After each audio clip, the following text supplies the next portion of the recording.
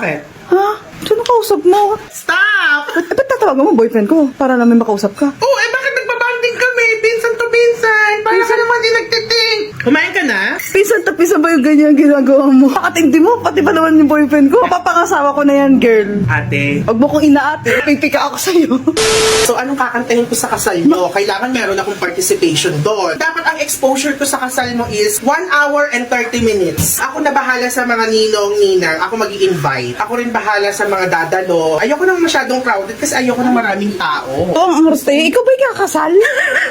Tapos, kailangan yung pinakasusuotin ko. Ikaw gagastos nito ha. Hindi pwedeng ako pagagastos yung susuotin ko. Baka naman. Siguro worth 20,000 plus 10,000 sa mga accessories. Tapos, dapat meron akong sariling glam team. May ate girl, wag mo nang gandahan kasi kayo na may ikakasal. Gusto nyo lang naman experience to. Huwag na kayo mag-video. Yung prenup. Kailangan ako na yung nasa photoshoot. Huwag nyo nang gastosan yung mga susuotin nyo kasi nagmamahalan naman kayo, di ba? Yun na may mahalaga doon. Nagmamahalan kayo. Oh, dulot na hindi may kakasal kahit kailan. Talagang kailan ikaw gastusan? Ang sakit mo naman magsalita sa hindi ikakasal kahit kailan. Pinsan ba talaga kita? Pakinggan mo rin yung sarili mo. Pinsan din bakit ako makaano ka ng kasal ko? Ano bang magandang souvenir? Galunggong na lang na prinito, tapos lalagyan na lang ng ribbon. Tapos pwede ba pag may honeymoon kayo, isasama nyo din ako? Ay, doon lang ako sa may kabilang room. Akala ko ba close tayo, ganito tayo, ate girl. Tapos sa honeymoon mo, di mo ako isasama. Ang kapal naman ng face mo. Tapos pwede ba, pag mag-aanak kayo ni ate girl, ako muna unang tatawagan. Wala mo na gender reveal, tsaka yung mga baby shower. Hanggang lumaki anak nyo, ako na magdidesisyon sa anak nyo. Ibigay nyo na sa akin to. Kasi hindi ko naman ma-experience. Pag mo akong tinititigan na ganyan, baka sa akin ka ikasal. Wisit na rin. Sige na, bye-bye na. I love you. Sel, meron ako nabasa. Paano mo na-realize na hindi ka pala straight? Wala na, nakatikim na ako ng kipi. Hindi ko bang mas masarap ang pinatisang kipi kaysa sa pritong hotdog mo. Parang hindi ko kaya tikpan yung kifi na yan. Huwag mo lang tikman at baka ma-addict ka pa.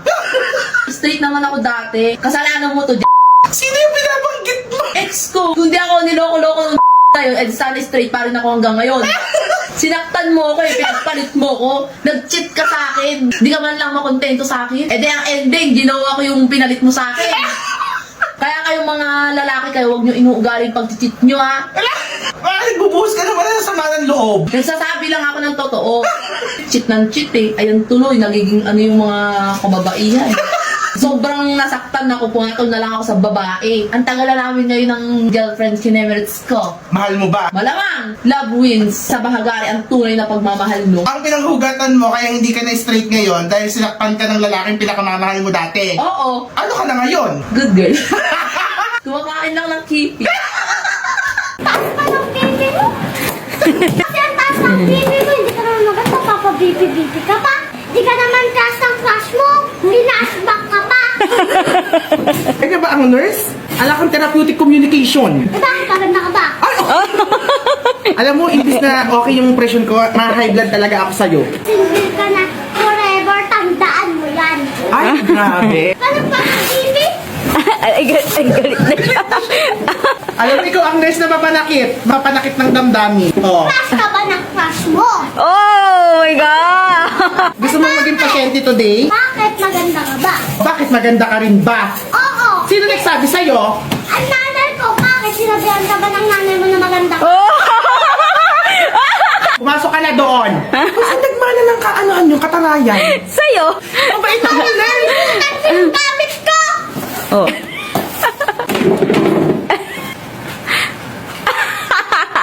Hayaan mo na, hanggang kaibigan ka na lang. Uy, true yun. Lord. Itong Lord, hindi ka na babalikan mo. Ayoko na talaga. Tumigil ka na nga kasi. Nasa Lord ka pa lang. Wala ka pang hinihiling. May kakontrol na kagad. Gutaw-tawa ko.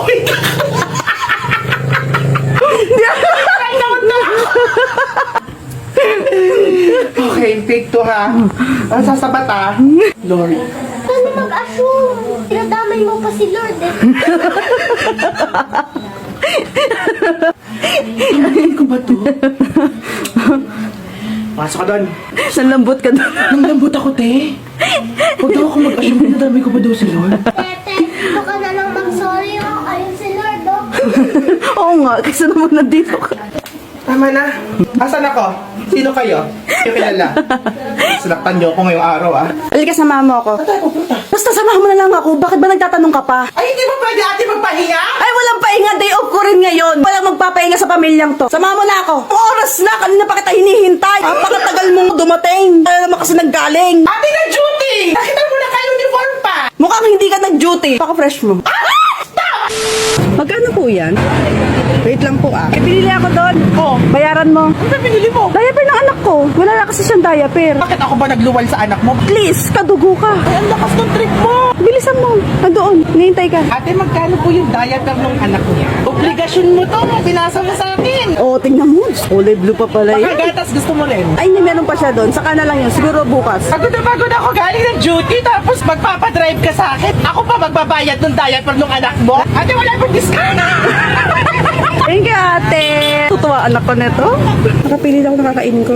Wala mo ako ng kape, tas ang tinapay. Bakit ako kukuha ng kape mo? Eh, ikaw magbabayad eh. Wala, magkainaantok ako ah. Pati pagkain mo sa akin yung pinapasagot. Grabe ka naman. The best talaga kapag handuhan na. Wag! Bakit kinain mo? Bila mo ko ng bago. Gata mo ulit. Bili ulit tayo ng bago. Bila mo kami ng ulam. Chicken vaccine, 100. Uy, kulang pa yun. 200 sabi ko. Office po, 100. Sige. Kung na rin kayo magpaaral sa anak mo. Ay, ang ganda ng ano mo. Ideya mo. Hindi mo lang naisip eh. Babayaran ko natin. Bilisan mo na pag di mo na ako pa uwi. Ang init na kasi. Love you!